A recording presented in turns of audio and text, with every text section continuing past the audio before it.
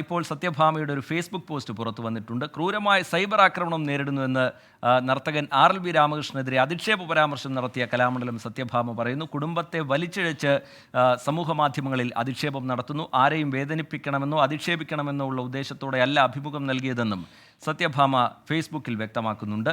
വിവരങ്ങളുമായി AV ജയശങ്കർ തിരുവനന്തപുരത്ത് നിന്ന് ചേരുകയാണ്. ജയശങ്കർ, എന്താണ് ഈ സത്യഭാമയുടെ ഇപ്പോഴുള്ള പ്രതികരണം? ഫേസ്ബുക്ക് കുറിപ്പിൻ്റെ ഉള്ളടക്കം എന്താണ്? റീജിത്ത്, വലിയ തോതിലുള്ള സൈബർ ആക്രമണം നേരിടുന്നു എന്നാണ്, ഏറ്റവും ക്രൂരമായ സൈബർ ആക്രമണം നേരിടുന്നു എന്നാണ് സത്യഭാമ ഫേസ്ബുക്കിൽ കുറിച്ചത്. തൻ്റെ കുടുംബത്തെ ഉൾപ്പെടെ വലിച്ചു എഴിച്ചുകൊണ്ടാണ് ഇത്തരത്തിൽ ആളുകൾ ആക്രമിക്കുന്നത്, അധിക്ഷേപം നടത്തുന്നുവെന്ന് സത്യഭാമ പറയുന്നു. താൻ അധിക്ഷേപിച്ചു എന്ന് നിങ്ങൾ പറയുന്ന വ്യക്തിക്ക് സർക്കാരിന് കീഴിൽ നൃത്തം നടത്തുന്നതിനുൾപ്പെടെ വേദികൾ നൽകിയിരുന്നുവെന്നും സത്യഭാമ ഫേസ്ബുക്കിൽ കുറിക്കുന്നുണ്ട്.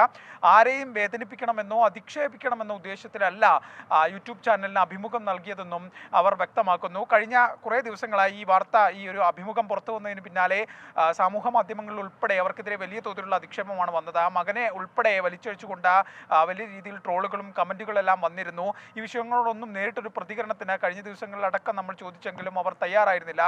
ഇപ്പോഴാണ് അവർ ഫേസ്ബുക്കിലൂടെ ഈ വിഷയങ്ങളിൽ ഒരു പ്രതികരണം നടത്തിയിരിക്കുന്നത്. എന്തായാലും ഇത് അവർ ചെയ്തത് ശരിയോ തെറ്റോ എങ്കിലും അവർ ഇത്തരത്തിൽ സൈബർ ഇടത്തിൽ ഒരു വ്യക്തിയും ആക്രമിക്കുന്നത് ശരിയല്ല എന്നൊരു നിലപാടാണ് മറ്റു ചില ആളുകൾ കുറിക്കുന്നത്. എന്തായാലും സത്യഭാമയ്ക്കെതിരെ ആക്രമണം തുടരുന്നൊരു സാഹചര്യത്തിൽ ഇവർ പോലീസിലും മറ്റും പരാതി നൽകുമോ എന്നതാണ് അടുത്തൊരു കൗതുകകരമായ ചോദ്യം. ഈ വിഷയത്തിലൊന്നും ഇവർ ഒരു പരസ്യ പ്രതികരണത്തിന് തയ്യാറാകുകയും ചെയ്യുന്നില്ല. എന്തായാലും RLB രാമകൃഷ്ണൻ അധിക്ഷേപ പരാമർശത്തിൽ ഇന്ന് പോലീസിനെ സമീപിക്കുമെന്നാണ് അറിയിച്ചിട്ടുള്ളത്.